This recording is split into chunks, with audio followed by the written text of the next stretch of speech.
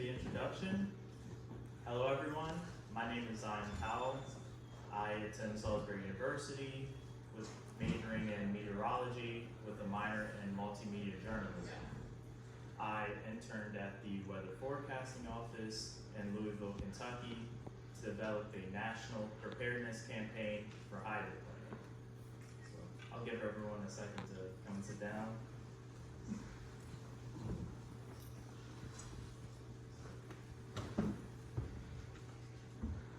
And I wanted to say it's nice to meet you all in person because I've been all the way out in Kentucky, so it's nice to be here. Nice to meet you. Simon, you want to take a moment to introduce your folks? Yeah. And then up front, I have my parents, my mom, my dad, auntie and uncle, godmother, her husband, and my auntie Cynthia.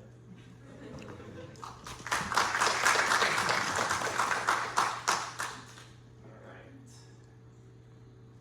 Now, this campaign was sadly inspired by the death of Kelsey Dunn. She was a North Hardin High School band teacher in Kentucky, and she was killed last year in a hydroplaning collision. And I'm sad to say that I wasn't able to get in contact with her family before this presentation, but I'm still working on getting into contact with them. So we've developed this campaign to save lives by raising awareness, using messaging strategies, to educate the public on the dangers of hydroplaning. And these statistics show that thousands of motorists are killed every year in weather-related collisions. And this bar graph adds a little bit more detail.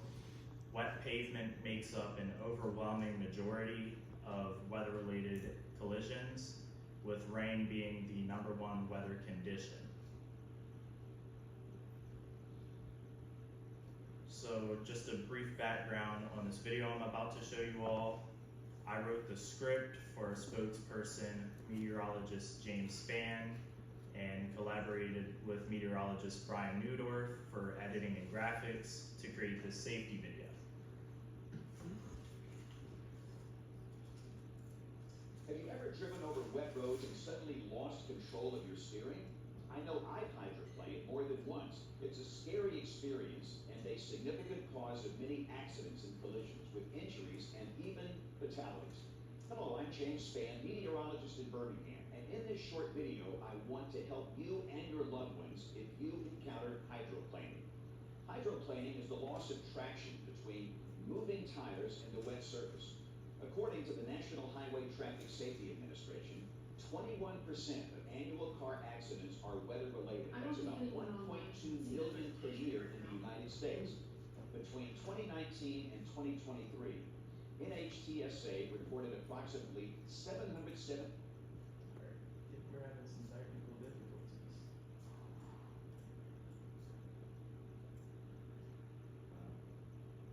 Seems like nobody can see the presentation right now.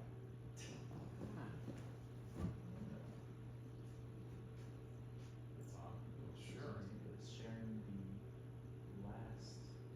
Did you do it per tab? So you have to stop share and then restart the new share on the new tab? Let's try that. Just need something else.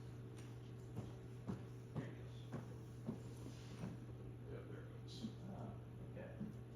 Well, we're back.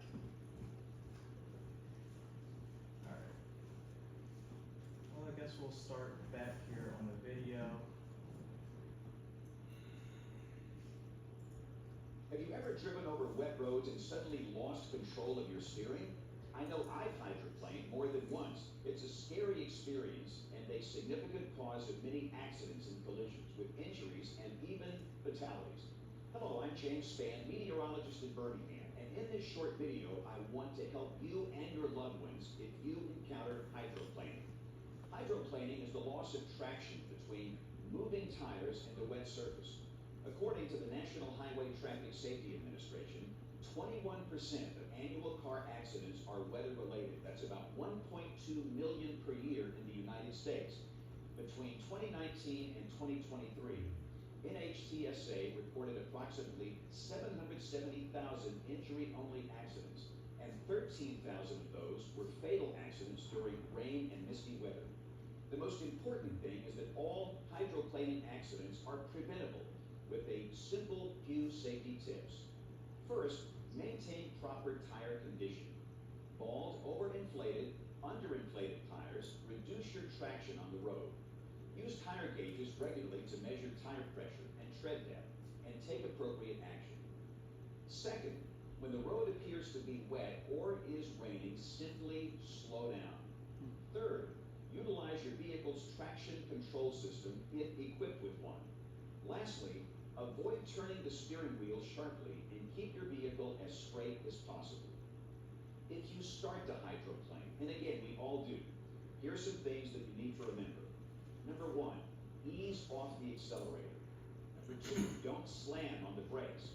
And finally, gently turn your steering wheel in the direction that your vehicle is sliding. When your wheels have regained traction, safely straighten out your vehicle. If you follow these safety tips and actions, should you encounter hydroplaning, you have a much better chance of reaching your destination safely. Remember, wet lanes don't hydroplane. Alright, I hope you all found that video insightful. Now, this next slide just highlights some of the key points that James made in the video about maintaining proper tire condition and how hydroplaning works.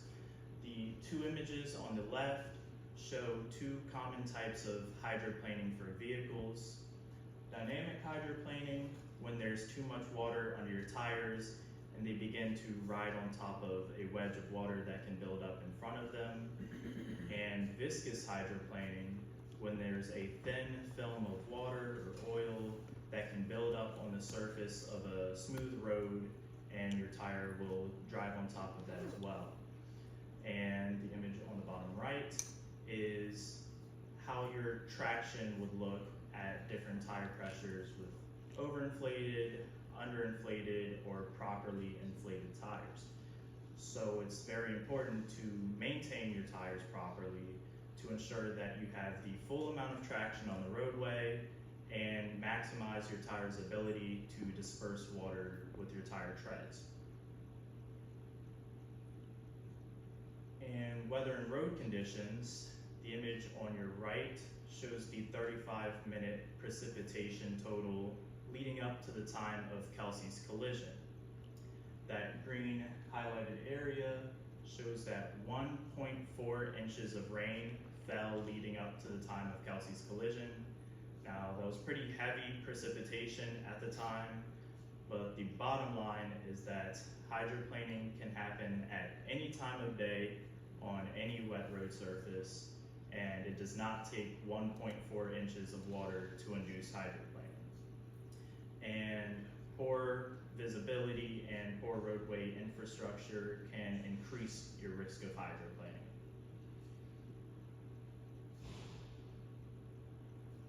So these next slides are a few graphics that I've developed as a part of our messaging strategies. These two covering proper tire maintenance and highlighting the importance of using tire gauges to measure tire tread and tire pressure. These graphics showing what to do to avoid hydroplaning and what to do if you are caught in a hydroplaning situation.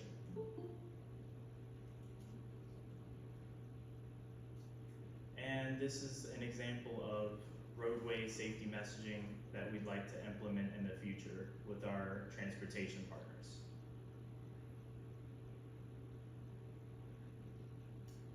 So a few other things that I'm developing is a toolkit. It will be an educational guide, which would also be featured on the National Weather Service All Hazards Safety page, along with the video and the graphics that I've shown previously. I'm also creating a call to action. Call to actions are used in National Weather Service warnings to inform the public on precautionary actions that they should take during a severe weather event to keep themselves safe. The text on the right is the turnaround, don't drown call to action. And we're hoping that our campaign slogan, wet lanes, don't hydroplane, will be used in future National Weather Service warnings and their call to actions.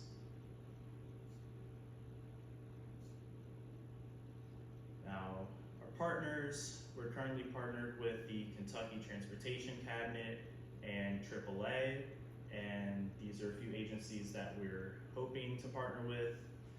I've personally spoken to our current partners and the National Highway Traffic Safety Administration, the Federal Highway Administration, and a few Ohio Valley Departments of Transportation, and they've expressed their interest. I'd also like to say hi. I know that someone from the National Highway Traffic Safety Administration is online right now, so thank you for watching. And a few of the challenges that I've faced during this project are that there's minimal research done on hydroplaning, and estimating the total number of hydroplaning collisions is not feasible, as they are not logged as hydroplaning collisions in a crash report. It's more of something that's inferred. And there's just been delays in responses from potential partners and difficulty in gathering film for the hydroplaning video. Now, some of the milestones that I've achieved during this project are identifying the causes and conditions for hydroplaning, identifying solution and prevention strategies for hydroplaning, developing messaging strategies to enhance public awareness, and partnering with state and federal agencies on this campaign.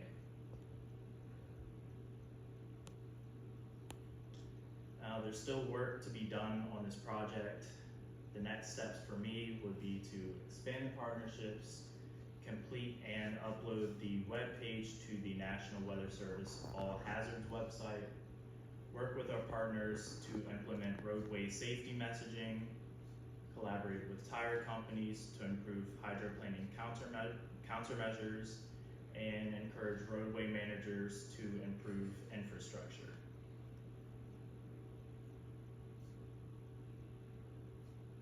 And I'd like to take this opportunity to express how insightful this project has been and emphasize the need for continued effort from the National Weather Service and all of our partners in the transportation and vehicle industry.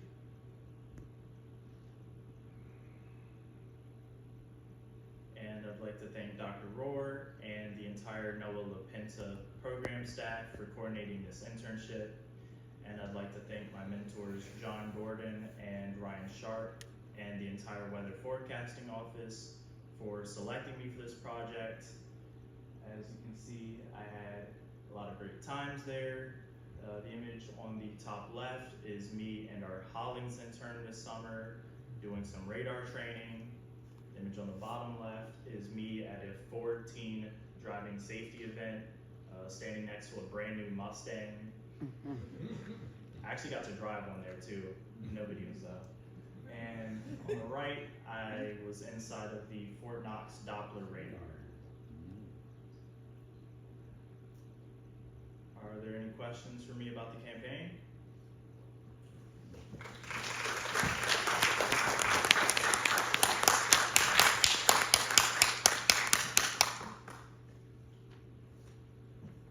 Any questions? Yes, Nora.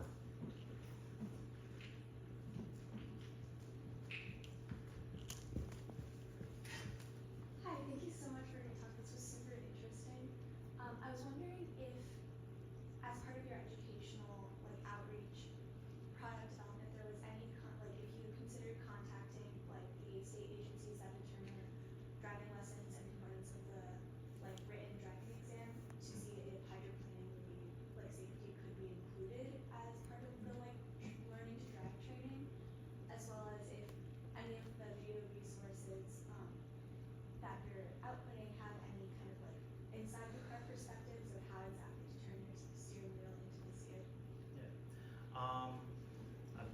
considered speaking to definitely like driving schools and having some sort of hydroplaning course implemented into those, because I mean, I don't remember exactly what I went through for my driving school, but I don't remember there necessarily being a hydroplaning course.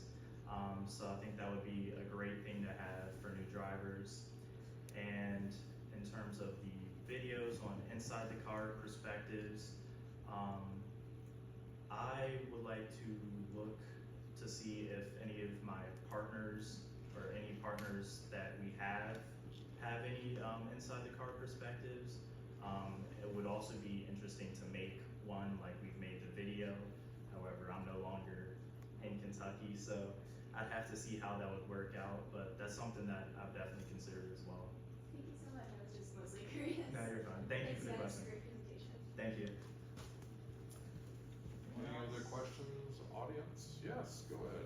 Yeah, I wanted to know, Zion, do you anticipate any resistance from stakeholders, state and federal agencies, private corporations to this campaign? Yes. Well, any state and federal agencies will have to look over all the materials we have or that I've provided them to make sure that all of the information is correct and there's nothing that they wouldn't want to put out on their websites or they wouldn't want to make public themselves. So after letting the partners, potential partners, take a look, they can decide whether there's anything that they want me to change, edit, take out, and then they'll make their final decision if they want to continue partnering with the National Weather Service. Thank you. Thank you. Anything else? Yes. I did have an additional question about law enforcement and the research numbers that you said were kind of missing in terms of how hydroplaning is kind of connected to accidents.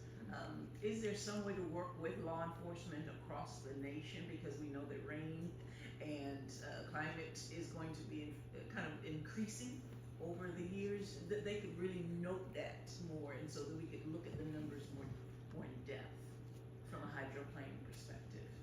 I mean, it could definitely be worked out to just note it a little more.